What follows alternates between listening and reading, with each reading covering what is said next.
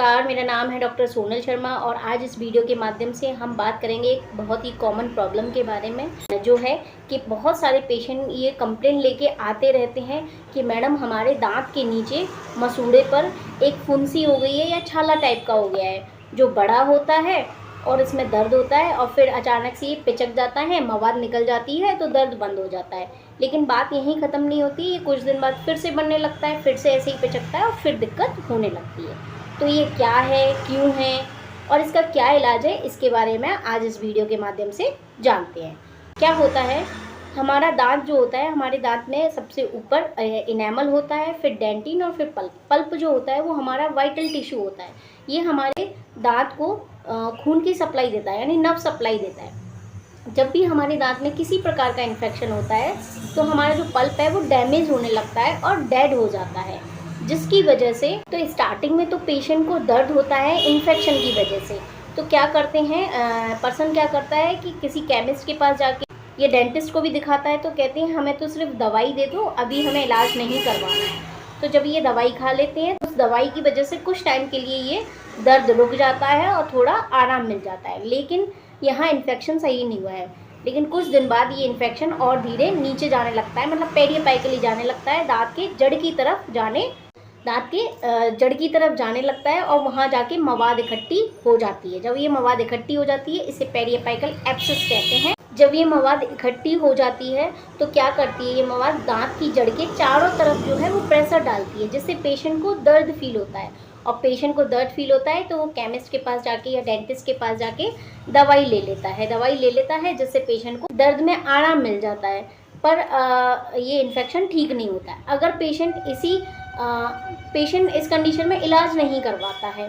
लेकिन अगर इसी स्टेप पे पेशेंट आरसीटी करा लेता है तो सारी दिक्कतें सही हो जाती हैं और पेशेंट का दर्द सही हो जाता है।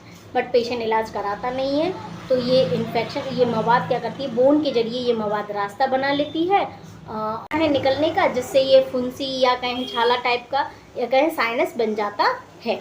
जब ये साइनस जब ये फुंसी तो पिचक जाती है, फट जाती है, तो मवाद तो प्रेशर रिलीज़ हो जाता है। प्रेशर रिलीज़ होता है तो पेशेंट को दर्द बंद हो जाता है, ठीक है।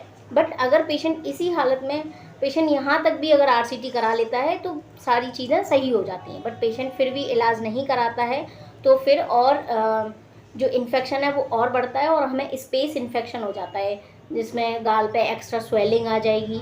जो हमारे स्पेसेस होते हैं उनमें इन्फेक्शन हो जाता है।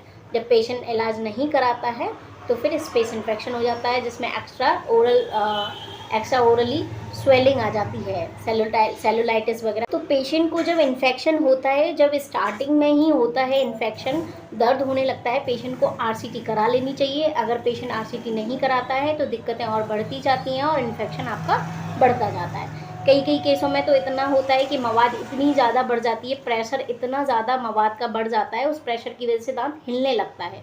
तो इसमें एकमात्र अच्छा ऑप्शन ये रह जाता है कि दांत निकालना है। लेकिन कुछ कंडीशन में इस स्टेप पे भी दांत को बचाया जा सकता है उसका इलाज करके, लेकिन वो भी डिपेंड करता है पेशेंट की एज पर, हीलिंग प्रोसेस कैसी है, उन सब पे डिपेंड करता है। तो आशा करती हूँ आपको ये वीडियो पसंद आई होगी। तो वीडियो को लाइक करें, सब्सक्राइब करें, कमेंट करें और अवेयर रहें। जब भी आपको दांत में कोई इन्फेक्शन होता है, एक बार अपने डेंटिस्ट को जाके एडवाइस ज़रूर ले लें कि कहीं हमारा इन्फेक्शन बढ़ तो नहीं रहा है।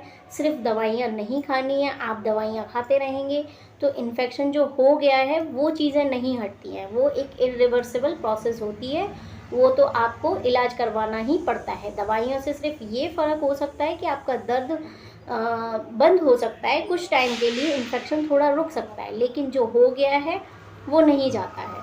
तो आशा करती हूँ आपको ये चीज़ें समझ में आई होंगी, आप अवेयर रहेंगे। Thank you.